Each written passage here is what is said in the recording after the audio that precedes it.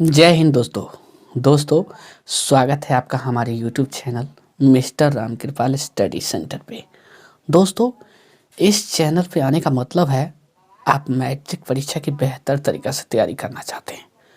दोस्तों, घबराइए नहीं, ये चैनल आपका पूर्ण सहयोग करेगा आने वाले मैट्रिक परीक्षा के लिए। दोस्तों, आज फिर हम आप लोग के लिए लाए हैं क्लास 10th से, और ये है दोस्तों सामाजिक विज्ञान से। और सामाजिक विज्ञान से है दोस्तों लघुत्तरीय प्रश्न। दोस्तों, सामाजिक विज्ञान में लघुत्तरीय प्रश्न जो है 2 नंबर के पूछे जाते हैं, और आप लोग के लिए लाए हैं हम टोटल 12 प्रश्न। और दोस्तों, ये सारे प्रश्न जो है आने वाले मैट्रिक परीक्षा के लिए बहुत ही महत्वपूर्ण है। दोस्तों, आप लोग इसे अच्छी तरह समझिएगा। पहला प्रश्न है दोस्तों, साइमन कमीशन क्या था, उसे वापस जाओ के नारे क्यों लगाए गए। साइमन कमीशन दोस्तों, ये सब जो घटना है हमारे आज़ादी की पहले की घटना है, आज़ादी से पहले की घटना है। और यहाँ क्वेश्चन पूछा जा रहा है साइमन कमीशन क्या था, उसे वापस जाओ के नारे क्यों लगाए गए। दोस्तों, आंसर हम नोट किए हैं, और इसका आंसर है सर जॉन साइमन के नेतृत्व में 1927 को साइमन कमीशन बना, जिस 7 सदस्यीय आयोग का गठन किया गया उसमें एक भारतीय नहीं था। दोस्तों, उसमें 7 जो है सदस्यीय आयोग का गठन किया गया। दुख की बात था कि उसमें हमारा जो एक भी भारतीय नहीं था। भारत के स्वशासन के संबंध में निर्णय विदेशियों द्वारा किया जाना था। दोस्तों, भारत का जो स्वशासन था, यानी भारत में जो शासन चलने वाला था, उसका निर्णय विदेशियों यानी अपने देश से दूर कोई दूसरा जो है विदेशी निर्णय करेगा, वही कहा जा रहा है। भारत के स्वशासन के संबंध में निर्णय विदेशियों द्वारा किया जाना था। फलतः 3 फरवरी 1928 को बंबई पहुंचने पर साइमन कमीशन का पूरे भारत में विरोध हुआ और जनता पुनः संघर्ष के लिए तैयार हो गई। यही कारण था दोस्तों कि 3 फरवरी जो है 1928 को बंबई पहुंचने पर साइमन कमीशन का पूरे भारत में विरोध हुआ और भारत की जनता पुनः एक बार संघर्ष के लिए तैयार हो गई। दोस्तों, साइमन कमीशन जो है आप लोग समझ चुके हैं। साइमन कमीशन में 7 जो है सदस्यीय आयोग का गठन किया गया, उसमें एक भी भारतीय नहीं था। दुख की बात है दोस्तों, और इसलिए भारतीय लोग उसे विरोध किए। भारतीय लोग से बहुत ही विरोध किए, और इसी में क्या हुआ था आगे, जो है पुलिस जो थे वो थे अंग्रेज। जो अंग्रेज थे उन्होंने लाठी चार्ज शुरू कर दिए, और लाठी चार्ज जो है लाठी का इतना चोट मतलब लाठी इतना प्रहार किए कि हमारे लाला लाजपत राय जी थे, उन्हें लाठी से बहुत लगा, और उसके बाद वे शहीद भी हो गए। किंतु हमने अपने हौसले को नहीं छोड़ा। दोस्तों, बढ़ते हैं आगे हम। निजीकरण से आप क्या समझते हैं। निजीकरण यानी खुद का निजी, अपना निजीकरण से आप क्या समझते हैं। आंसर है दोस्तों, निजी क्षेत्र द्वारा सार्वजनिक क्षेत्र के उद्यमों पर पूर्ण रूप से या आंशिक रूप से स्वामित्व प्राप्त करना तथा उनका प्रबंध करना निजीकरण कहलाता है। दोस्तों, निजी क्षेत्र द्वारा सार्वजनिक क्षेत्र के उद्यमों पर, निजी क्षेत्र यानी निजी अपना द्वारा सार्वजनिक जो क्षेत्र है, क्षेत्र के उद्यमों पर पूर्ण रूप से या आंशिक रूप से स्वामित्व प्राप्त करना, यानी अपना उसका मालिकाना हक प्राप्त करना तथा उनका प्रबंध करना निजीकरण कहलाता है। आर्थिक सुधारों के अंतर्गत भारत सरकार ने सन 1991 में से निजीकरण का नीति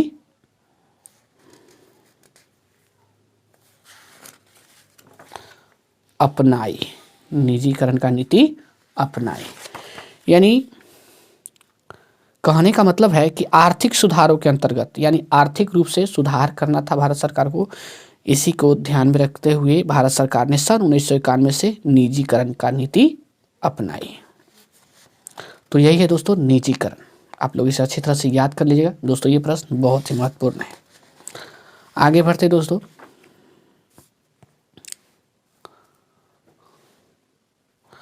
हरित क्रांति से आप क्या समझते हैं? हरित क्रांति से आप क्या समझते हैं? हरित दोस्तों ऐसे ही समझ में आ रहा है, हरित यानी हरा भरा। भारत में अधिक अन्न उत्पादन के लिए उन्नत बीज, रासायनिक उर्वरक, कीटनाशकों, सिंचाई के साधनों को अपनाने पर जोर दिया गया। दोस्तों भारत में जो अधिक फसल उत्पादन के लिए उन्नत बीज यानी बीज के सर्वप्रमुख मतलब जो है बीज, सबसे अच्छा बीज, रासायनिक उर्वरक जो खाद है वो, कीटनाशक यानी खेत में जो कीड़े लगते हैं उसके नाश करने की जो है दवा, सिंचाई के साधनों यानी खेत में पानी जो है पहुंचाना, समय से एकदम पूरा पानी मिले, इन साधनों को अपनाने पर जोर दिया गया। दोस्तों इस पर जोर दिया गया, इस कारण फसलों की उत्पादकता काफ़ी बढ़ी। और दोस्तों इस पर जो जोर दिया गया तो फसल में जो उपज यानी फसल में जैसे उपज है, जैसे अनाज की मात्रा बहुत बढ़ा हो दोस्तों, मतलब फसल की उपज काफ़ी बढ़ी। गेहूं जैसे खाद्यान्न उत्पादन में तो गुणात्मक रूप से वृद्धि हुई। दोस्तों गेहूं में तो बहुत ज़्यादा विकास हुआ। कृषि के क्षेत्र की यह क्रांति हरित क्रांति के नाम से जानी जाती है। और दोस्तों यही क्रांति जो है कृषि के क्षेत्र में, यही क्रांति हरित क्रांति के नाम से जानी जाती है। अर्थात दोस्तों हरित क्रांति का मतलब हुआ कि कृषि क्षेत्र में खूब प्रगति। दोस्तों यही है हरित क्रांति। और आज हरित क्रांति की देन है कि आज हम लोग खेती जो है अच्छी तरह से अच्छा फसल उपजा लेते हैं। आगे बढ़ते दोस्तों, रॉलेट एक्ट क्या था? रॉलेट एक्ट बहुत ही महत्वपूर्ण है प्रश्न दोस्तों। रॉलेट एक्ट, इसे काला कानून भी कहा जाता है दोस्तों। न्यायाधीश सिडनी रॉलेट की अध्यक्षता में क्रांतिकारी विरोधी एक अराजकतापूर्ण अधिनियम बनाया गया। न्यायाधीश मतलब जज, जो जज थे सिडनी रॉलेट जो जज थे, अंग्रेज के थे, उसकी अध्यक्षता में क्रांतिकारी विरोधी, जो भारत के क्रांतिकारी थे यानी आज़ादी के लिए लड़ रहे थे उसे क्रांतिकारी, तो उसके विरोध में एक अराजकतापूर्ण अधिनियम बनाया, नियम एक बनाया। इसे रॉलेट एक्ट कहा जाता है दोस्तों, इसे ही रॉलेट एक्ट कहा जाता है। आगे देखिए, इसके द्वारा किसी व्यक्ति को बिना साक्ष्य वारंट के कहीं भी किसी समय गिरफ्तार कर सजा दी जाती थी। दोस्तों इस रॉलेट एक्ट के तहत कोई भी निर्दोष व्यक्ति को बिना साक्ष्य वारंट यानी उस पर वारंट का कोई नहीं है ये, फिर भी उसको क्या गिरफ्तार करते थे और उसे सजा दी जाती थी दोस्तों। इसीलिए इसे काला कानून कहा गया और इसे भारतीय जमकर विरोध किए। दोस्तों आगे बढ़ते हैं 5 नंबर क्वेश्चन पे।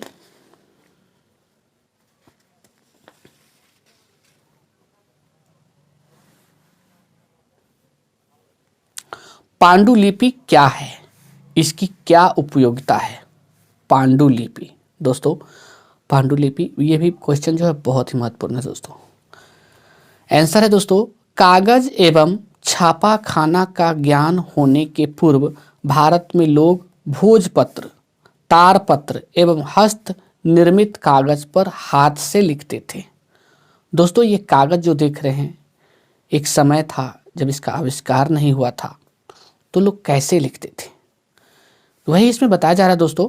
पांडुलिपि कागज एवं छापाखाना, अभी तो हम लोग छाप लेते हैं लेकिन उस समय कागज और छापाखाना का आविष्कार नहीं हुआ था, इसका ज्ञान भी नहीं था लोगों को। तो क्या करते थे लोग? भोजपत्र, तारपत्र एवं हस्त निर्मित कागज पर हाथ से लिखते थे। यह रचना पांडुलिपि कहलाई। और दोस्तों यही रचना पांडुलिपि कहलाई। पांडुलिपि द्वारा हम अपने ज्ञान को सुरक्षित रख पाए और पीढ़ी दर पीढ़ी बढ़ाते गए। और पांडुलिपि की ही देन है दोस्तों कि जो ज्ञान मिलते गए लोगों को उसको सुरक्षित रखते गए और उसे पीढ़ी दर पीढ़ी बढ़ाते गए। यही है उपयोगिता दोस्तों, और यही है पांडुलिपि और इसकी उपयोगिता यही है। आगे बढ़ते दोस्तों। चिपको आंदोलन के मुख्य उद्देश्य क्या थे? दोस्तों चिपको आंदोलन आप जानते होंगे, ये जो है पेड़ बचाने के संबंध में ये आंदोलन आया था और इसका उद्देश्य क्या था हमको बताना है।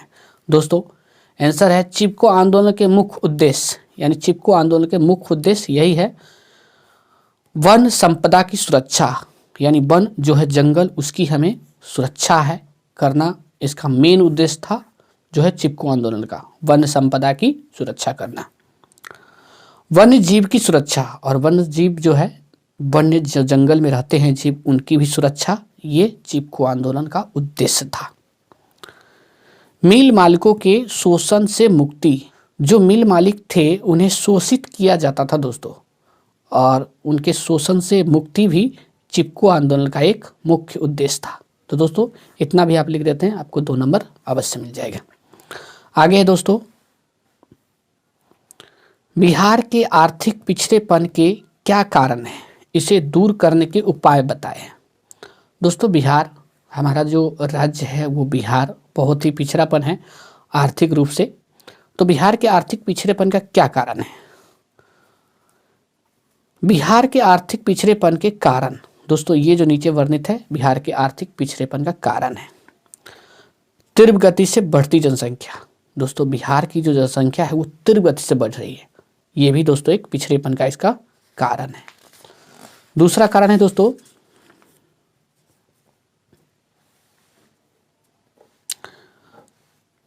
आधारित संरचना का अभाव। दोस्तों बिहार में जो है आधारित संरचना का अभाव है। कृषि पर निर्भरता, दोस्तों बिहार के अधिकतर नागरिक जो है वो बिल्कुल कृषि पर ही निर्भर है। यहाँ अर्थात यहाँ उद्योग ऐसा कुछ नहीं है, इसलिए लोग जो है कृषि पर ही आश्रित है। और जानते हैं कि बिहार तो एक बाढ़ग्रस्त क्षेत्र है, कभी कृषि हुई तो कभी नहीं हुई, इसलिए इससे मतलब बिहार की आर्थिक स्थिति खराब होती है। आगे है दोस्तों बाढ़ एवं सूखे की समस्या। बिहार में कहीं पे बाढ़ तो कहीं पे सूखा ही रह जाता दोस्तों, ये भी एक बिहार की प्रमुख समस्या है आर्थिक पिछड़ेपन का। औद्योगिक पिछड़ापन, बिहार में दोस्तों उद्योग धंधे की बहुत अभाव है, यानी औद्योगिक क्षेत्र यहाँ बहुत कम है, इसलिए लोग बहुत ही बेरोजगार है दोस्तों। गरीबी, और बिहार का पिछड़ेपन का एक कारण है गरीबी भी दोस्तों, बिहार बहुत ही गरीब है, गरीबी राज्य है। खराब विधि व्यवस्था, यहाँ की विधि व्यवस्था जो दोस्तों है बहुत ही खराब है बिहार की, ये भी एक आर्थिक पिछड़ेपन का कारण है बिहार का। कुशल प्रशासन का अभाव, दोस्तों बिहार में जो कुशल प्रशासन का भी अभाव है। दोस्तों उपाय, इसका उपाय यानी आर्थिक पिछड़ेपन से इसे कैसे उबारा जाए, उपाय इसका क्या है? पहला उपाय है दोस्तों जनसंख्या नियंत्रण। सबसे पहले तो बिहार की जनसंख्या नियंत्रण करना होगा। दूसरा रोजगार सृजन, यानी बिहार में रोजगार देना होगा दोस्तों, जो बेरोजगार है उन्हें रोजगार मिलना चाहिए। कुशल प्रबंधन की व्यवस्था, यहाँ की कुशल प्रबंधन यानी प्रबंधन की व्यवस्था जो कुशल होनी चाहिए। युवा वर्ग के पलायन पर रोक लगाना, दोस्तों युवा वर्ग, यहाँ के युवा वर्ग जो है बहुत ही पलायन करते हैं बिहार से, कहीं दूसरे राज्य में चले जाते हैं, काम कर धंधे करते हैं, हो सके तो वहाँ रह भी जाते हैं। तो हमें इस पर रोक लगाना हो दोस्तों, और इसे रोकने का एक ही कारण है कि बिहार में रोजगार मिले, यानी सभी को काम धंधे मिलेंगे तो नहीं जाएंगे बाहर, और हमें इस पर रोक लगाना है दोस्तों, तभी जाके बिहार की आर्थिक पिछड़ेपन से मुक्ति मिलेगी। दोस्तों आगे है प्रश्न दोस्तों,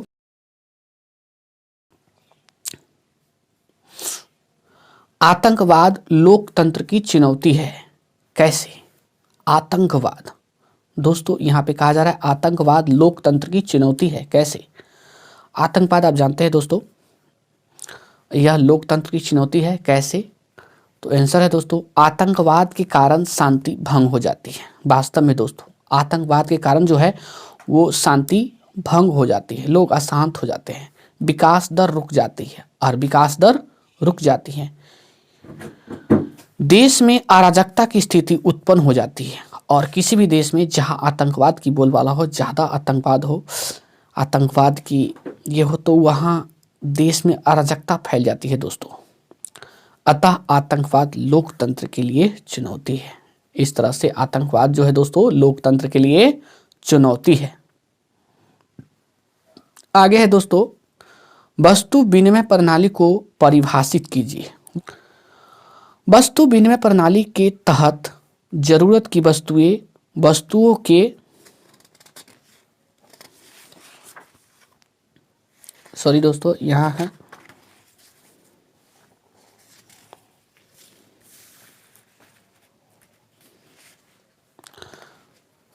बदले में प्राप्त की जाती है। यानी दोस्तों वस्तु विनिमय प्रणाली को परिभाषित कीजिए, ये क्वेश्चन है।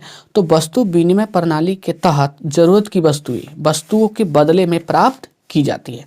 यानी वस्तु विनिमय प्रणाली वह है दोस्तों जो हम एक वस्तु दिए और हमको जो जरूरत है दूसरा वस्तु ले लिए, यही है वस्तु विनिमय प्रणाली। किसी एक वस्तु का इच्छित वस्तु के साथ बगैर मुद्रा के प्रत्यक्ष रूप से लेन देन वस्तु विनिमय प्रणाली है। दोस्तों किसी एक वस्तु का इच्छित वस्तु के साथ, यानी कोई वस्तु है हम उसे देंगे और हम अपने इच्छित वस्तु जो हमको लेना है वो वस्तु लेंगे बगैर मुद्रा के, प्रत्यक्ष रूप से लेन देन की वस्तु विनिमय प्रणाली है। और यही है दोस्तों वस्तु विनिमय प्रणाली। यानी हम एक वस्तु दिए और हमको जो दूसरा वस्तु चाहिए हमारी ज़रूरत का है वो हम लिए, यही है दोस्तों वस्तु विनिमय प्रणाली। जैसे चावल, धान, गेहूं से नमक, तेल या ज़रूरत के अन्य सामान, यहाँ तक कि कपड़ों को भी प्राप्त किया जाता है। जैसे दोस्तों मान लीजिए हमको चावल है, धान है, गेहूं, हमको चाहिए नमक, तेल या अन्य ज़रूरत की वस्तु चाहिए, तो हम क्या करेंगे, चावल किसी को देंगे जिसको ज़रूरत है वो देंगे, हम उनसे तेल लेंगे, नमक लेंगे, ये लेंगे। तो यही है दोस्तों, यहाँ तक कि कपड़ों को भी, माने जिसको ज़रूरत है कपड़े की और जिसके पास चावल नहीं है, मान लीजिए उसके पास कपड़े हैं तो वो चावल देंगे और उसके हिसाब से वो कपड़े लेंगे। तो यही है वस्तु विनिमय प्रणाली दोस्तों। इस प्रणाली द्वारा जरूरत की वस्तु को प्राप्त करने में अनेक कठिनाइयाँ होती है। और दोस्तों ये प्रणाली जो है कारगर नहीं है, इसमें काफ़ी परेशानी होता है दोस्तों, बहुत ज़्यादा परेशानियाँ होता है इसमें। काफ़ी पहले से प्रचलित यह प्रणाली अब भी अनेक देहातों में मौजूद है। दोस्तों ये प्रणाली बहुत पहले से चली और आज भी हमें बहुत से ऐसे देहात में यानी गाँव में देखने को मिल जाता है। पेट्रोलियम से किन किन वस्तुओं का निर्माण होता है? दोस्तों पेट्रोलियम से किन किन वस्तुओं का निर्माण होता है जरा इसके बारे में भी जानेंगे हम। पेट्रोलियम से निर्मित होने वाली वस्तुएं निम्नांकित है, यानी ये जो अंकित है दोस्तों ये सब है, ये है पेट्रोलियम से निर्मित होने वाली वस्तुएं। पहला है दोस्तों गैसोलीन जो दोस्तों है वो पेट्रोलियम से ही बनता है। दूसरा है डीजल भी दोस्तों पेट्रोलियम से ही बनता है। तीसरा है किरासन तेल, यानी मिट्टी का तेल जो है वो भी पेट्रोलियम से ही बनता है। स्नेहक यानी ग्रीस, दोस्तों ग्रीस भी जो है पेट्रोलियम की ही देन है, पेट्रोलियम से ही प्राप्त किया जाता है। और पेट्रोल दोस्तों पेट्रोलियम से ही बनता है। कृत्रिम रेशा जानते हैं आप दोस्तों, वो कृत्रिम यानी बनावटी। कृत्रिम जो होता है एक होता है नेचुरल और दूसरा होता है कृत्रिम। कृत्रिम का मतलब हुआ जो खुद से हम तैयार करें, यानी मनुष्य द्वारा जो तैयार किया हुआ है वो कृत्रिम। जो प्राकृतिक से तैयार होता है यानी प्राकृतिक रूप से उसमें मानव का हस्तक्षेप नहीं हो, वो हुआ प्राकृतिक। तो कृत्रिम रेशा ही बनाया जाता है दोस्तों। कीटनाशी एवं अन्य दवाइयाँ, कीटनाशी जो हम फसलों में छिड़काव करते हैं कीटनाशी, तो वैसा भी दवा जो है पेट्रोलियम से तैयार होता है। साबुन का भी जो दोस्तों तैयार वो पेट्रोलियम से ही होता है। प्लास्टिक आदि